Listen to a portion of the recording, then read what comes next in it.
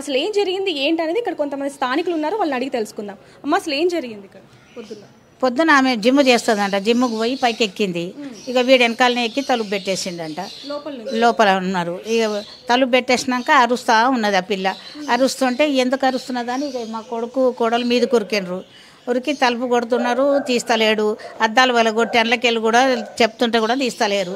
అందరు బస్తీలో వాళ్ళందరూ వచ్చిండ్రు. వచ్చి గడ్డపారాలు చీకులు పోయి కొట్టిండ్రు. మళ్ళీ పోలీసు వాళ్ళు వచ్చి తలుపు పగలగొట్టిండ్రు. పగలగొట్టినాక అప్పుడు తెలిసింది ఆమె రెండు కళ్ళు తీసేసిండు, కూర్చుండని 2 కళ్ళ. మేము గొంతు కోసిండు అనుకున్నాము, కానీ కాదు. అంటే వీళ్ళు ఎప్పటి నుంచి మీ ఇంట్లో? 3 ఏళ్ళు అయిందా?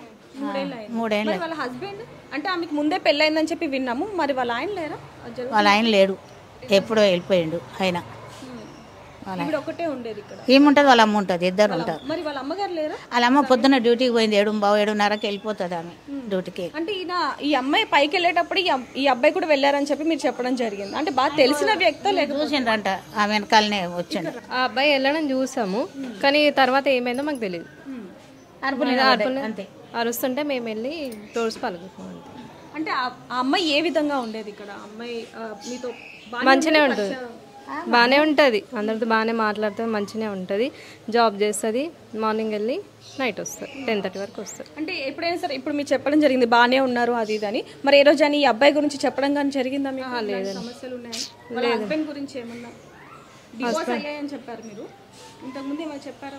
మరి ఏం చెప్పలేదు, మాకైతే ఏం చెప్పలేదు. వాళ్ళ పేరెంట్స్ వాళ్ళు ఎక్కడ ఉంటారు? ఇక్కడనే ఉంటారు, వాళ్ళ మమ్మీ ఈమె ఉంటారు, ఆమె ఇద్దరే ఉంటారు. వాళ్ళ అమ్మ కూడా పొద్దున పోతుంది డ్యూటీకి. పిల్ల కూడా 10:30-11 గంటలకు వెళ్ళిపోతుంది.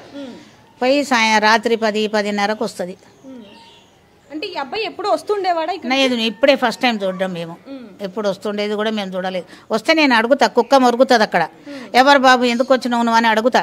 కానీ ఈరోజు చూడాలి నేను. ఇక కాలు నొప్పి ఉన్నదని నేను ఇంట్లోనే కూర్చొని ఉన్నా. అంటే ఆ అమ్మాయికి ఈరోజు ఇలాంటి పరిస్థితి రావడానికి గల కారణం ఏంటనేది ఏమైనా ఐడియా ఉందండి? మాకైతే తెలియదు. ఇక తల్లికి వస్తుంది, వెళ్తుంది ఆమె, మార్నింగ్ వెళ్ళి ఈవినింగ్ వస్తుంది.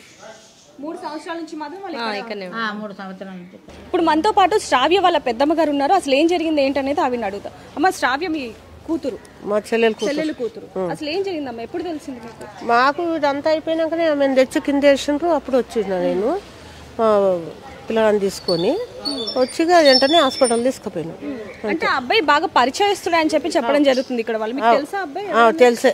ఎలా అమ్మా, ఎలా పరిచయం అసలు? అంటే వాళ్ళ అమ్మ మేము అందరము పక్కపక్కల నుండి ఉంటుంది రూమ్లల్లో. ఇక అంటే మాది వేరే ఊరు, వాళ్ళది వరంగల్.